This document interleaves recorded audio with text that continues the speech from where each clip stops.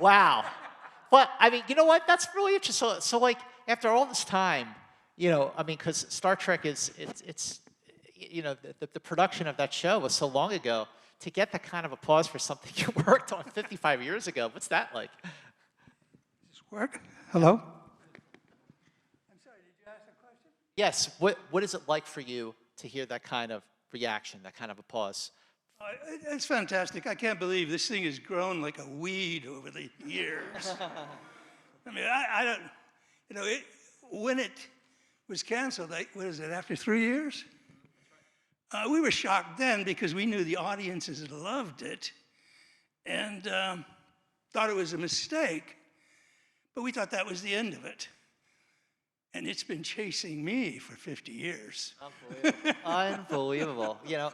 I saw you in the back here watching the episode, watching the Doomsday Machine. When was the last time you saw it? I was here yesterday as well. They look fabulous on the big screen. I think they even look better on the big screen than they did on the little screen. That's amazing. Had it been a while since you saw this particular episode, the Doomsday Machine? Say again? Had it been a while, when was the last time you saw this one, the one that we just watched? I don't know. I haven't watched Star Trek in years. I mean, I got a pile of books that people have interviewed me for, and I was amazed by, I haven't even read them all, and I'm thinking about going back and starting to study Star Trek because meeting you and Mark yesterday and what is it, Nathan? And a few others that I've been doing, I've been asked to do be in their documentaries. I'm amazed how deeply you guys look into it. We were there. We didn't think it was that. I was there, and I didn't think it was that important. Joe, when William Shatner said, "Get a life," he wasn't kidding. I'm like, I've got a life. It's Star Trek. But the reason, to answer your question about that, Joe, is because even though the writers and the producers, like Roddenberry and Gene Coon and John Meredith Lucas, even though they didn't realize it at the time, what they were doing was Shakespeare for television. And that is why we do our deep dives and really, really get into it, because there's so much to get into. Well, we did know that we were doing something important because these episodes were all about current events. And whether it was racism or feminism or, whatever, each episode, war, would they do it with a chessboard or something, I think I recall? So we knew it was important, and we knew it was important because of the people on the outside, the actors on the outside that wanted in to do this series, be involved in this series because it had a message as well as an entertainment value, And we knew that at that time, but when a series canceled, we figure it goes. Oh, here's the only point I wanted to make in that, is that I think there were only 2 shows doing this. There may be others, but it was All in the Family and Star Trek took up the current events of the day back then, and there were a lot of them. Yeah, All in the Family. Can you imagine Archie Bunker on the Enterprise? Well, Archie Bunker and Bill Shatner. I mean, they kind of look alike when you think of it. So when you're watching this episode, The Doomsday Machine, and you're seeing William Wyndham as Commodore Decker, who, look, I mean, whenever the writers in Star Trek went to Moby Dick for inspiration, the results were always the best, because between The Doomsday Machine and The Wrath of Khan and First Contact from Next Gen, I mean, those are like the best. But how great is William Wyndham in this episode? It's great. When you see a performance like that, and you just see how good he is, do you just like think to yourself, whether it's now or back then, yep, I know what I'm doing. I know my job. No, well, I'm not so sure. Let me see if I can answer that. I knew how to open the door, but I wasn't sure. how they were going to, if they were going to fill the need, you know? And he certainly did. Did you notice the similarity to Queeg in Humphrey Bogart movie? What was that? I didn't. Even Queeg had the seal balls. Yeah, yeah. He had those two square things. William Wyndham was playing off of that. Thank you for blowing my mind. Thank you for blowing my mind. See, by the way, this is why we get so into the show and like look at every little thing.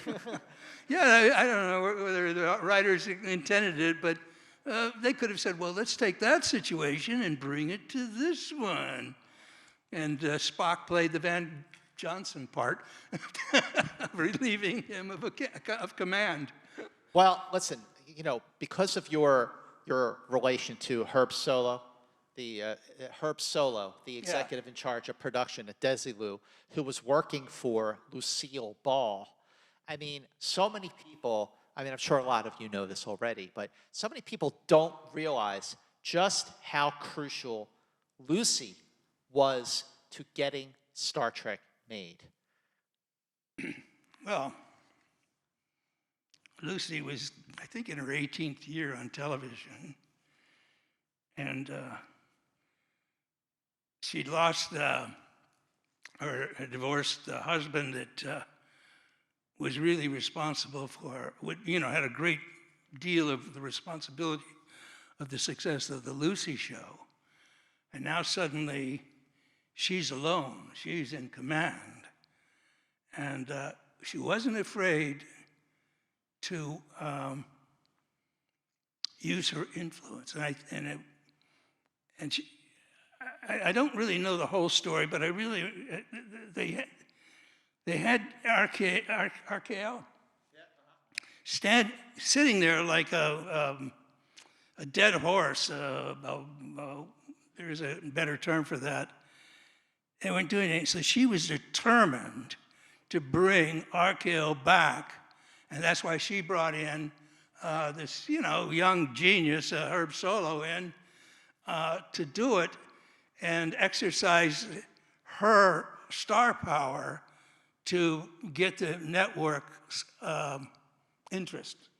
It's a rough way of explaining it, but did I get all the points? Well, the fact is, I mean, you're absolutely right. You know, between her separation from Desi Arnaz and she's on her own, and the whole reason that she went ahead with shows like Star Trek and Mission Impossible and Mannix was because she wanted to own shows that didn't have the word Lucy in them. She wanted to be able to say that her studio was more than just about her. It was about all these other great shows. And Mission Impossible and Star Trek premiered the same month. See, I was there, but he knows more than I do. Well, all these guys do. One thing I don't know, and I mean, I know it was a long, long time ago, but if you have any insight into when you were casting the very first pilot, The Cage, when this Shatner wasn't even like a thought, but when you were casting the captain for The Cage, Jeffrey Hunter was who you all went with. I think I'm going to end up giving you a long answer. One, I didn't cast the original one, and I don't know who did. But I was working at Fox while Gene was developing and sold the show at Desilu. And I didn't even know there was a Star Trek in the works or that they had shot it. I didn't know anything, but I got a call from Gene while I'm working at Fox, and he says, Joe, I've developed and sold a series, and I need your help to cast it. The preamble to that is that I did the lieutenant with him, so. And I said, Gene, I've got a job. And he said, look, all you have to do because there was no offering for continued work. It was just a pilot that was either going to make it or not. And I think I failed to mention the Jeffrey Hunter pilot was nixed, and he got the approval to do a second pilot. And that's when he called me. So I'm going back to the story. So he calls me and says, I've got a job. He said, all you have to do is give us the names. We'll do the interviewing, and business affairs will make the deal. And so we collaborated for a few weeks. Much of the casting were by, included actors that we were already familiar with that we used in Lieutenant, which was the series that Gene had prior to Star Trek. And at the end, I went back to work with, I just continued my work at Fox, and he continued to sell the second pilot, and he sent me a check for $750, which I didn't ask for. I don't know if that was a whole interesting story, but that's how it happened. I cast the second pilot while working at 20th Century Fox, and they were working at Desilu Studios over the phone.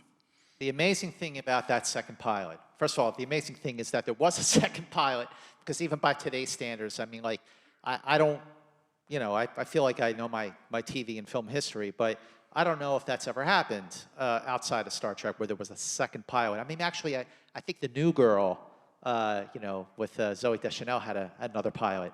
But talk about a blessing in disguise when the first pilot did not work. The reason I say that, ladies and gentlemen, and Joe, is because when you're watching Where No Man Has Gone Before, and when you're watching the first 10 episodes of the original series, you could see that they're still finding their way.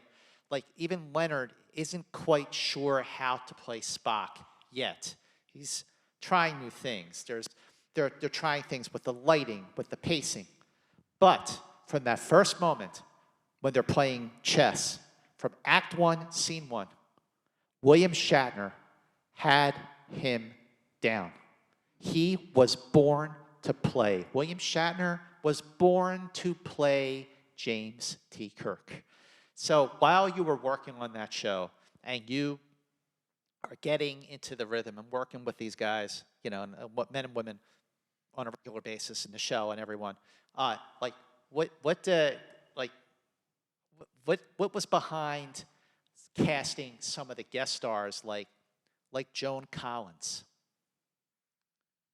Well, the show had a certain life in the business because, from an actor's point of view, it was like the only show that was theatrical.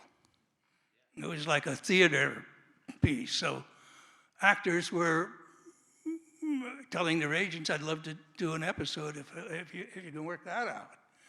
And in the Joan Collins case, and along with several others, I would imagine, is that she was a movie star. I don't know if she'd done, what was the TV show she'd done about? Dynasty. Dynasty. Later, yeah. She made her, on television. But at the time, I believe she was doing movies, and now just segueing into television. So she called her agent and said, "I want to do one." And he pitched it to me. And so I went to Gene Roddenberry, and I don't know if it was on this particular show. And I said, "Guess what? Joan Collins wants to do our show." So they found one. Another, of course, one of the all-time greats, so great that they made a movie out of him, was Ricardo Montalban as Khan.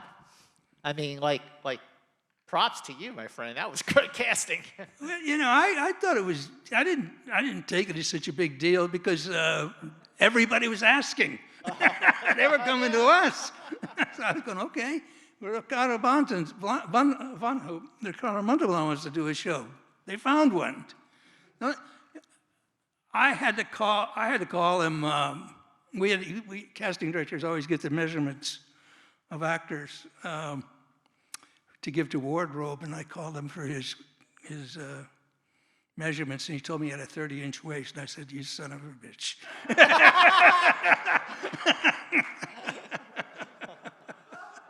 So the episode we're showing next is called "Let That Be Your Last Battlefield," and I think that Frank Gorshin, who is best known, to this day and also back then for being the Riddler on Batman, but as Beale in this next episode, "Let That Be Your Last Battlefield," he was great. Do you remember? I mean, it's not as famous as like the others, but Well, it wasn't too magical. It's just that this man was when he played anything, he brought this very special villain to the screen. And he'd been in a Burt Lancaster where he played a movie that I admired, where he played a juvenile delinquent that was pretty evil. So when this one came up, it was just an easy choice. There's obviously so many great examples of the casting that worked big time, but then there's an example of a casting situation that didn't quite work out. And again, this is definitely not a great episode at all. The Alternative Factor with Robert Brown. Do you remember? Yeah, I remember. So like John Barrymore was going to play it, and he didn't show up, and you had to cast Robert Brown at the last minute. Give me that again. It's coming to me.